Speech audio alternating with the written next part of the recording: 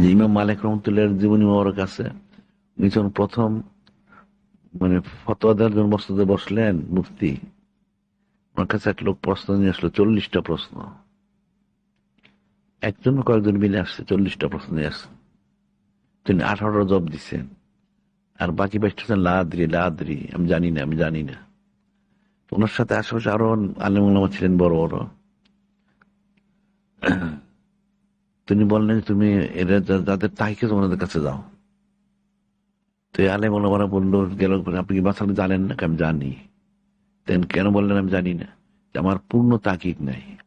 এখানে আমি ফটো দিই, এই লোকগুলি 6 মাস রাস্তা দূর থেকে আসছে, আমার পূর্ণ তাকিক নেই। আমার যেগুলি পূর্ণ তাকিক সেটা আমি ফটো দিয়ে দিচ্ছি, আর যেটা পূর্ণ তাকিক সেটা লাদ্রি। তুমি অন্যখানে যিনি তাকিক আছে ওনার কাছে যাও।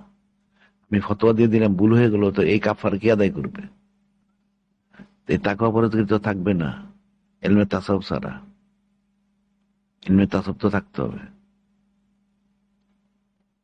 মোত্তাকি না হইলে তাহলে টাকাও কোথায়?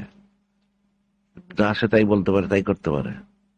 তাই ইলমে তাসাউফ শিখলে, মোত্তাকি হইলে তখন সে সতর্ক থাকে।